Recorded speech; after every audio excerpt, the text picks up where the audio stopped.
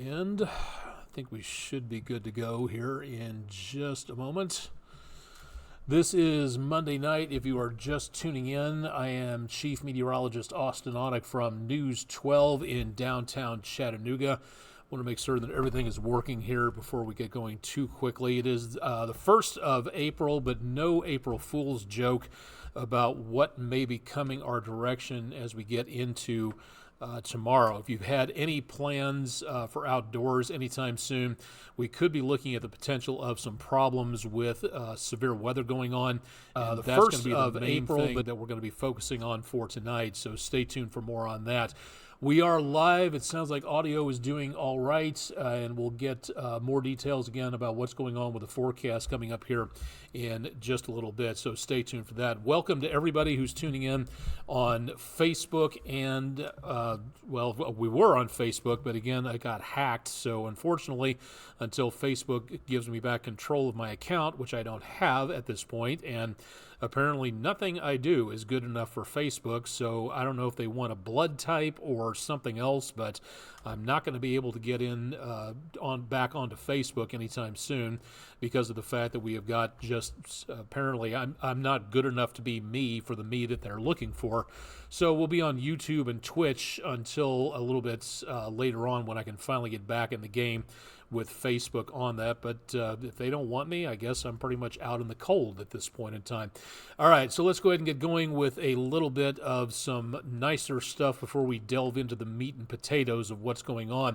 Thanks to News 12 viewer Helen Newsom from Lafayette, Georgia, for a very nice view of areas down with a cloud cover in and around portions of northern Georgia. Thank you very much for keeping an eye on what's going on down there. Excuse me. Allergies also are doing a number on me, so I'm doing my best to keep my voice functional. But unfortunately, as of right now, I may sound a little bit more scratchy to you than anything else. So it's doing my best on that. And I apologize for anything that doesn't sound totally professional-wise when it comes to my voice. If you are going to be able to send us some pictures, we'd love to be able to see what you're looking at out there. Again, drop them off to us. Email them to us at pictures@WDEF.com. You can go to our social media channels to see what everybody else has been doing. You can post your pictures there and give us a description. And brand new, WDEF.com/photos.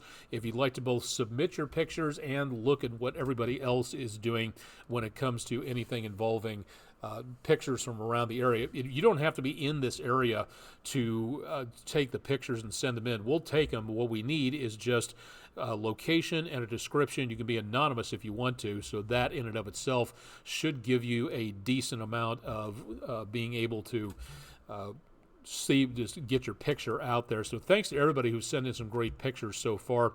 Would love to see more about what you're looking at out there. 76 the high temperature, 67 the low, way above where our normals are supposed to be for this time of the year. So we are picking up again some very warm conditions across much of the area, and we again continue to see the potential for some very warm couple of days for today and tomorrow.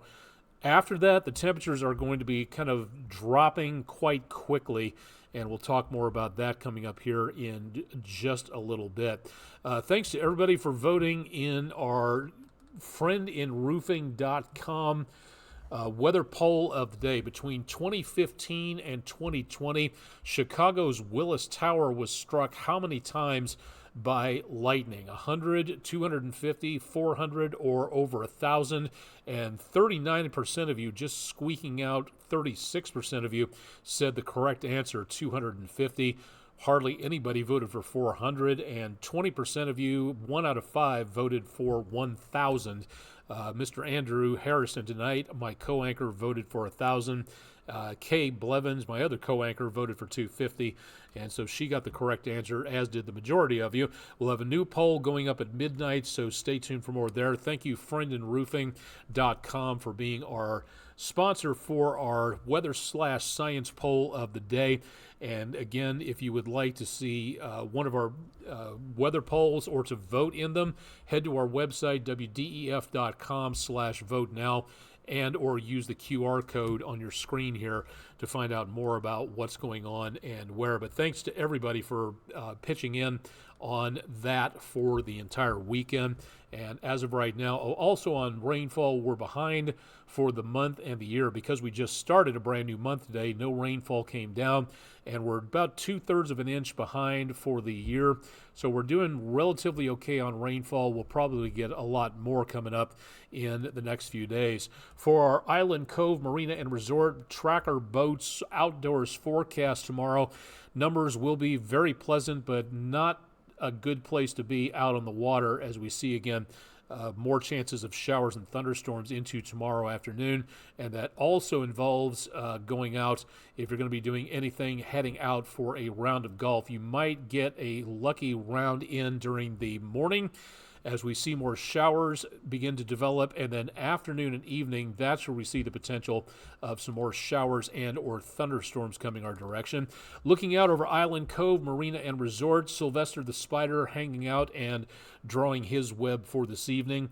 And waters are pretty calm, even though we've got some pretty good breezy conditions out here. All of our cameras on the EPB Fiber Optics WeatherCam network available on the EPB page of WDEF.com/weather if you'd like to drop by there. 72 degrees, that again, very nice thanks to those southerly winds. And then also looking at dew points much higher than what they were last week. Last week we had dew points down into the 20s. Now we're back in the 60s, much closer to the air temperature. And that means we are going to be getting the potential of some more rainfall coming in with this very warm, moisture-rich air across much of the area. All right, so let's go ahead and get into the everything here to tell you a little bit more about what is going on. All my graphics are somehow way out of order, so give me a second to reconnoiter this for just a second. What we're going to be looking at is the potential of, again, showers and thunderstorms coming our way. We'll time out the severe weather situation here in just a little bit, so stay tuned for more on that. The best possibility of hail as we get into tomorrow is going to be well to our north, so that does not appear to be a major concern for now, but it is one of the concerns. The moving wind particles on here, everything moving its way from south to north, so we've got a lot of breeze pushing its way up into the rest of the southeastern United States. What we also have is sitting off to our north and west a fairly powerful storm system, and this one is, again, giving us the potential. This is giving me a bit of a headache, unfortunately. This system needs to... There we go. Okay, sorry about that. There we go. That's our latest storm system coming in from the west, and that is going to be giving us the potential of some problems as we get into the next couple of days, especially tomorrow as this system begins to slam into all this moisture-rich and unstable air. That will be, again, the best potential of seeing the worst of the worst conditions coming our way into tomorrow. Now, I'm going to time this out. We're going to get rid of the clouds and everything else in here. We're going to go through tomorrow morning. In the morning, early on, commute time, heading off for school or work, back to work on Tuesday. A few scattered showers expected, but not that much. As we get into lunchtime or so, that is where we see the potential of maybe some showers developing back to the west of us. It looks like most of the activity, the heaviest activity, is going to be well back to our north and west. So I don't see a lot happening immediately onward. So that is good news to start off with. But if you take a look at what goes on right after about 2-3 o'clock in the afternoon, that's where we get into the potential of more thunderstorms developing. Excuse me. And this also is ahead of this main line. What does that have to do with anything? You have the main line itself of storms developing, the squall line here. Anything that forms out in advance of this line, that is where we may see the worst of the worst activity. The heaviest thunderstorms, the best possibility of anything in the way of standalone supercells could form in and around this area for right now. So severe weather chances, I think, are going to begin roughly right after noon or so, and then that is going to be giving us the best possibility of problems. That goes right on into about rush hour time and into about dinner time tomorrow night, just before sunset. That's where everything really starts to get very, very active, and that is why We're going to be seeing more problems with the forecast into tomorrow evening. Again, early tomorrow morning, 7 o'clock in the morning, I don't see that much happening. But then we get into tomorrow evening, and everything along that line really starts to pick up a lot of energy. Now, the front itself will be back to the west of that, and that'll be closing in on us as we go throughout the next few hours. I think through News 12 at 11, we'll be seeing several hours worth of heavy rain, good possibility of some frequent lightning, and the potential of some hail, but the main potential is going to be watching for the possibility of thunderstorms. Midnight Wednesday, we're going to be right in the thick of it with that leading edge making its way through northwest Georgia, the News 12 viewing area right here, southeast Tennessee, northwest Georgia, northeastern areas of Alabama, and extreme western South Carolina. So that is where we're going to be picking up the best potential as we go into tomorrow afternoon and evening. The main threat for tonight will be well to our west, and we'll come up on that coming up here in just a little while. But for now, tonight doesn't look like much of anything. Tomorrow, that is where we really start to see the best potential out there. And I'm sorry, I'm keeping my eyes on a concurrent updating computer model off to the side here just to make certain there's nothing going on at this point. Okay, now into Wednesday morning, it looks like most everything should be through. By the time we hit Wednesday morning, there could be some leftover showers and thunderstorms possible as we get out of Wednesday morning and go into the rest of Wednesday afternoon. All of this should be clearing the area, and I think we'll be done with basically everything that we have out there. And then the cold air wraps around the backside of that system, and that is where we see the potential of some stronger weather out there. Now, again, here we are in the News 12 viewing area. Back to the west of us, that is where we're seeing the worst conditions possible. Scale up here, and again, a severe outbreak would be a moderate or a high level. We had moderate back this direction around the Red River up into parts of areas of Missouri, Kansas, and northeast Oklahoma. This is where, again, tonight we'll be seeing the threat of any severe weather. Note there's nothing going on for where we are. Now we get into Tuesday, and that's where things really start to pick up. And keep in mind, this day 2 forecast is still several hours old, so we're going to be watching with a lot of interest to see what actually happens here. This is going to be the forecast. Again, this is going to change in the next several hours. It is just 10 o'clock Eastern time, so the next update on all of this will be coming up at midnight and afterwards, 1, 2, 3 o'clock in the morning, where we'll get a better idea as to what's going to happen into Tuesday. Note, again, for the News 12 viewing area, the enhanced risk, that's right basically smack in the middle of the scale, that is not going to be showing the worst of the worst. That's going to be back up here with that moderate threat of severe weather. Down to the south and east of Chattanooga into portions of western North Carolina and northwest Georgia, there's not as much threat as we see with the enhanced risk, but there is still a threat, a slight risk. It's lesser, but keep in mind that all of the News 12 viewing area has some form of severe weather threat for right now, and that includes the slight lesser threat here, but that still means that severe weather is possible. So, excuse me, you've got to make certain you take care of keeping up to date with what is going on. Now, by Wednesday, that threat is gone. There's nothing left of all of that, so there's little, if anything, really happening as we get out of this system and everything plows away back toward the east. Any threat of significant hail, News 12 viewing area, again, down here toward the bottom of your screen. Significant hail, 1 or 2 inches plus, Ohio, West Virginia, northern Kentucky, southeastern parts of Indiana is going to be the worst of the worst activity coming up there. But as we go into tomorrow, the tornado threat has raised to about a 10% probability chance, and we haven't seen anything this high of a level for at least 2 years, somewhere in there. So maybe a year and a half, give or take, somewhere in there. We have not had too much in the way of any major amounts of threats come through. And this is about as high as we have seen for quite some time. And that includes basically all of the News 12 viewing area. Again, the least possibility, but still about a 5% chance. That is for western North Carolina and areas of north central Georgia. This is where it really gets interesting, because tomorrow, Chattanooga and around the area of Hamilton County, right there in the center portion of everything, this is the map for the possibility of a significant tornado threat. What does that mean? It means there's enough energy, enough buoyancy, enough moisture in the atmosphere, enough energy from the storm system coming on in to create storms that will be capable of making EF2 tornadoes or more powerful than that.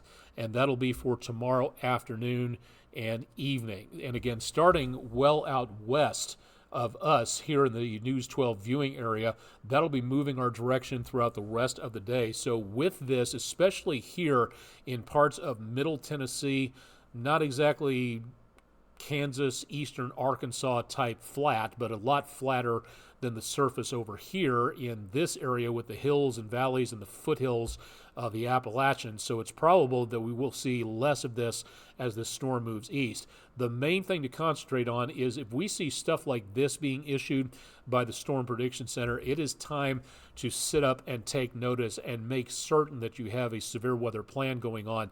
Now, this could all disappear tonight at about 2 o'clock Eastern time if the Storm Prediction Center sees that things are backing off a little bit, and I hope that's what happens. I never cheer for severe weather events. They're in and of themselves fascinating, but they're also, and they can be, even the weaker situations can be deadly. So we want to make certain everybody's aware of the danger of the situation, the potential of the situation. This is not hyping the weather under any circumstances. And if you call it that, then I would have a bone to pick with you. Stationed back in Memphis accused me of hyping the weather, and we have never really been on good speaking terms ever since. This is not hype.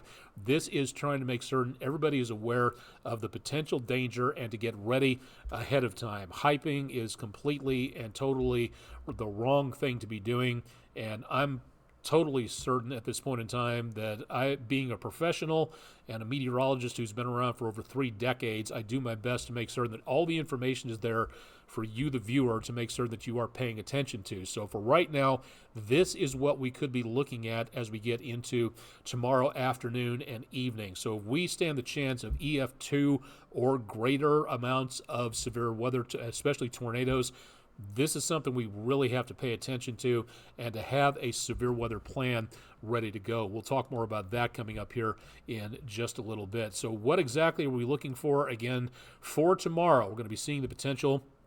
The highest potential is going to be for the odds of damaging winds, and 75 mile per hour or greater cannot be ruled out in the northern portions of the News 12 viewing area. We have to consider the possibility of tornadoes, which is not as great as damaging winds, but it is still, again, a pretty good threat for right now. We see the potential of large hail. It's not as great as everything else. Again, we showed you that purple polygon where the severe hail potential will be greatest north of us. So that and the potential of flash flooding. I think the worst part of everything will be, again, for flash flooding well up north of us where there are some flood watches and warnings in effect. So that's not what we're going to be seeing here all the way on through, but it is possible that we could be looking at a lot of activity coming through our area. Now, timing this whole thing out, and once again, my graphics are going haywire, so give me 2 seconds and I shall hunt this graphic down. Here we go. Okay, what we're going to be looking at as we go into tomorrow, before about 2 to 4 o'clock in the afternoon, west of Chattanooga, Middle Tennessee, north central parts of Alabama, moving our direction. And then as we go into the rest of the forecast, again, passing through the area right about dismissal time for the kids, right about rush hour for most of the rest of the area. And then the leading edge of that system will be heading east of us. But those storms will kind of, as the leading edge goes forward, there could be some back building going on here, and that could go on further through. But the leading edge passing through portions of the area could be going through by about 7 to 10 o'clock in the evening. So this system may drop a decent amount of rainfall and the potential of hail, damaging winds, flash flooding, all the modes we have to consider for moving on through this area. So this is what we're mainly going to be looking for into the course of the day coming up for tomorrow.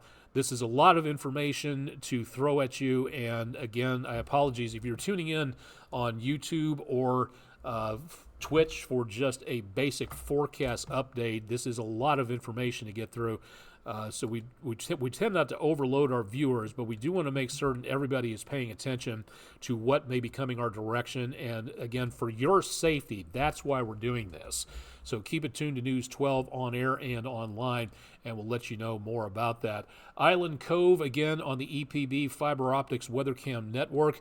The way things are going to work for right now is timing things out, and there's some good news and some not so good news here. The first part, again, for tomorrow, the bad news is we're looking at possibility of severe weather, very mild temperatures back in the lower 80s. So again, decently above normal for this time of the year with that enhanced risk of severe weather. Then we really drop the temperatures as that cold air rotates around the back side of that storm system. High temperatures Wednesday and Thursday will be in the 50s. It's going to be blustery. There'll be some leftover rain showers on Wednesday, but then we see again some much cooler weather. Temperatures for lows will be going back in the 30s toward the end of the week as that cold air continues to circulate in behind the back of that area of low pressure. So like me, if you have plants outdoors on the patio, the backyard, you might want to think about bringing them in, especially in the higher elevations around here, because we could be looking at more frost again. We're very close to the average last frost. I have to look that up. I'm not sure about that, but we want to make certain that all of our plants are protected. So next several days, Thursday night, Friday morning, Friday night into around Sunday morning, you may want to think about bringing those plants indoors. I've got an orange tree out on the patio that I've been growing for the last 6, 7, 8 years, and I want to keep it growing if at all possible, but it's not going to like these temperatures, so I'm going to have to bring that tree back in once again. Now, good news on the far side of this forecast, the Chattanooga Lookouts. It's almost baseball season here again. The Lookouts return Tuesday, April 9th to AT&T Field in downtown Chattanooga. Really looking forward to baseball season. I hope that you are too, especially if you're in this area. So come on down to AT&T Field and give the Lookouts a great opening day. And I'm going to have to spend some more time down there. I'm hoping we can get our Friday night forecast, if they coincide with the Lookouts schedule, to be at the ballpark doing a live weather forecast. That would be kind of neat to be able to have that. Now, here's the other bit of bad news. For right now, and given that this is still several days away, on next Monday, 1 week from today, is the day we've been waiting for since 2017.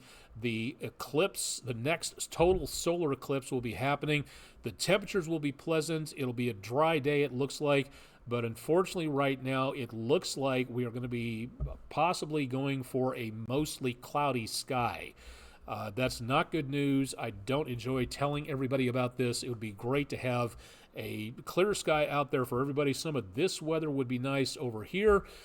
Whether or not we get there, again, this is very far in the future, and a lot of things can change as that date gets closer to us. So hopefully by the time we get into the weekend, we'll see these chances of clouds begin to either lessen or disappear entirely. Is that a guarantee? Absolutely not, because things can change one way or the other. We could be totally overcast. I'm hoping that's not the case, but for right now, we've got plenty of sunshine going into the weekend. Hopefully that dry weather kind of extenuates itself outwards a little bit. That's where we see, again, the better potential of some more problems out there from just cloud cover, and that is going to be about it for the possibilities. So whether or not we wind up with totally clear skies, at least for right now, we're not seeing rain. I hope that that is, in fact, a possibility of being able to get cleaned up before we get into that. But we'll keep our eyes on that, excuse me, and let you know a little bit more about what may be happening out there where it comes to severe weather. Now, that's pretty much it for the weather. I do want to do a couple of notices just to make certain that everybody is paying attention and ready to go on this. If you have an electronic device, tablet, or a cell phone, please enable, if you don't have it for tomorrow, enable the wireless emergency alert section on your phone. If you don't know how to do that, or it's been a while and you turned it off a long time ago and you need help in getting that turned back on again, go to ready.gov/alerts. That right there can make certain that your phone can bring you local severe weather warnings, tornado warnings especially, and that is something that you can use to stay safe. Now, keeping an eye on what is going to be going on out there, having a plan is a serious good idea. Not getting things together when the tornado warning for your county is issued, and to take all those warnings seriously. The idea of making certain that you have things ready to go before the warnings get issued. That could save your life. It could save the life of whoever you're working with, living with around at the time, making certain you've got all this stuff ready to go just in case. If we get into a situation where, again, it doesn't look like a major severe weather outbreak, but it does look bad enough to where we could see some tornadoes happening, and if they're detected or spotted, you may only have minutes to get to where you're going to. So again, having an out-of-town contact, if there's enough damage to local communication, you're going to want to have somebody, if you can't make a phone call across town to let your loved ones know you're okay, you might be able, maybe, to use a phone that gets a signal out or goes to an out-of-town location. And if you have a relative out of town that you can check in with, then you won't have to miss somebody else's message. You can check in with someone else. For instance, my family's out of town contact because I'm at the station, and my wife and family are up around the Signal Mountain area. If something happens, we check in with my wife's father-in-law up in Knoxville, just in case something goes haywire with the communication system, so we're both in contact, but it's of a kind of a oblique nature that we get in contact to know what's going on. The other things you need to get, again, know your county or area.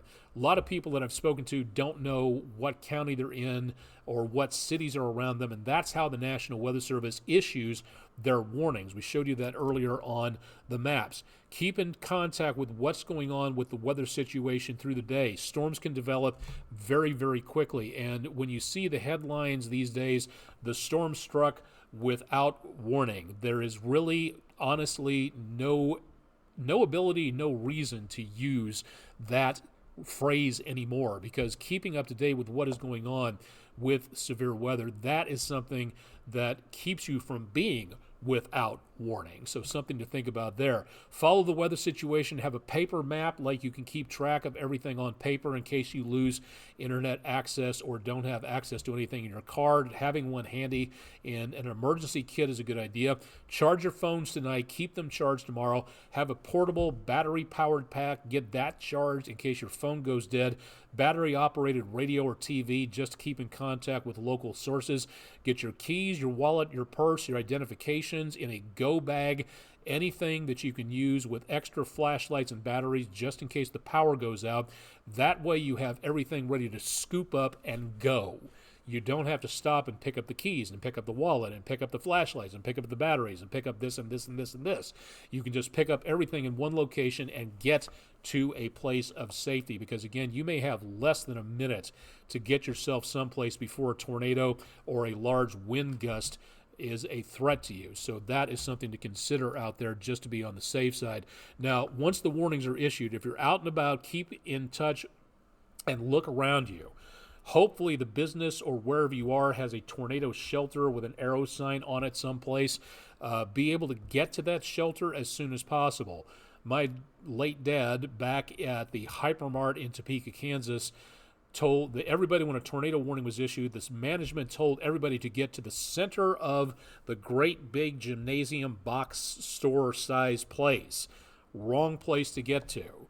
And he went back to the back and he told everybody, if this is the store right here, you don't want to be right here in the middle of a great big structure that has less support right in the middle. You want to be like in a tiny bathroom or a storage room well in the back of that has more structure strength to it. That's one of the best things you can possibly do.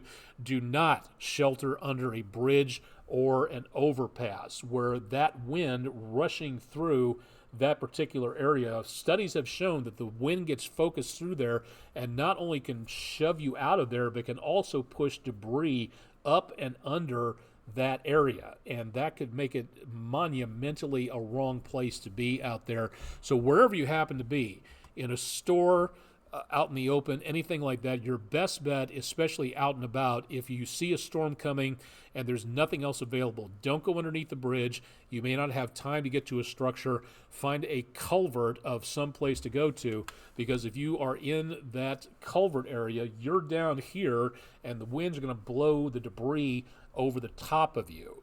Now, if you were standing up in that, yeah, that would be a very bad idea. Lay down, maybe a muddy, watery ditch, but I would rather stink and have weed seeds all over me rather than be mowed over by a possible tornado. One of the best places that you can possibly be in a situation like that. And that may be a need for tomorrow. So something to think about on all of that. I'm kind of going through these rapid fire as much as I possibly can to make certain that you are aware of what is coming our direction. So again, this is something that we want to make certain that everybody is ready for. Unfortunately, as we said, again, into tomorrow, this could be a bit of a situation to where these storms are coming through the area or lining up to move our direction right about the time that school is out tomorrow, and everybody's getting right back to school after the Easter spring break holiday area time. So it is possible that we could see maybe some early dismissals tomorrow. I'm not recommending that. That is up to the principals and the administrators. I'm saying it's possible. If that is not an endorsement for by any stretch of the imagination, I'm not making that mistake again. That is something again to pay attention to, but it's a good possibility that your kids may see some early dismissal time on the bus tomorrow, depending on how things go.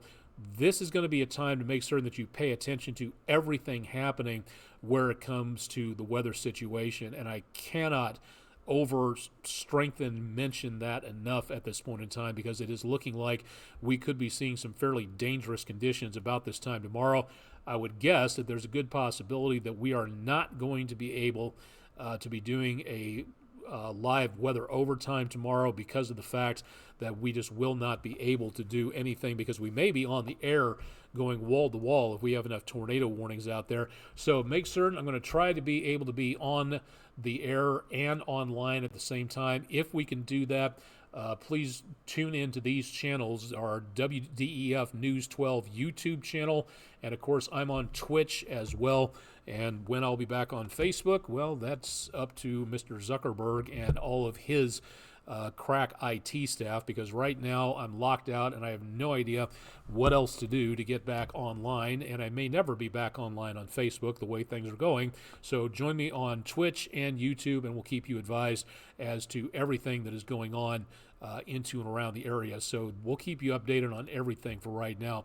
Think that should do it. We've been on the air for over half an hour. Didn't realize we've been going for that long, but trying to give you as much relevant information as possible so that we can make certain that you are well protected. Again, stay tuned for more information on my social media channels, again, minus Facebook, which is kind of iffy at this point. And we'll keep you advised as well on our website at WDEF.com. So definitely want to stay tuned for more as we keep you updated on that. Again, charge those cell phones, have your severe weather plan ready to go, know where your shelter is. A lot of people don't even know that much. If in an apartment building, in a department store, wherever you happen to be, now is the time to think about where the best place is to be in a severe weather situation, no matter where that happens to be. Being prepared above all things is going to be one of the best things that you can possibly do out there. So please, again, keep that in mind, and we'll bring you the latest information with everything going on as much as we possibly can. All right, I think that should do it for tonight. So we're going to go ahead and sign off so I can post this to other websites as well, so everybody can see what is happening out there. Thanks to everybody for joining us. We've had 33 viewers on YouTube. That's more than we've had in quite some time. And thanks to all the new folks for signing up on Twitch so that we can bring you more information on there. Going to try to do more live shots online as often as we possibly can, so definitely want to stay tuned there. I'll have details tonight on News 12 at 11 with Rick Nyman on sports, Andrew Harrison on news. Chip Chapman will have your forecast bright and early tomorrow morning, both on WDEF.com and live online, which you can watch on our website if you would like to. And, of course, we'll have more throughout the day. Chip's noontime forecast tomorrow will be interesting to see what is heading our direction, and we'll also keep track as to what is going on back to our west. Keep it tuned to News 12. If you're in this area, we'll keep you advised as to what's happening. This is the place for severe weather coverage, and we'll keep you advised as the situation changes. Live and direct from downtown Chattanooga, Tennessee, southeastern United States, North America, Western Hemisphere, planet Earth, solar system, Milky Way galaxy. Thanks for joining us for Weather Overtime, our special coverage for tonight, and we'll have more details on the forecast again as we get them, so please be weather aware. Stay tuned, and let's be safe out there. Stay tuned for more with News 12 tonight into tomorrow, and let's all stay safe as much as we possibly can. Thanks for joining us for Monday evening, April 1st.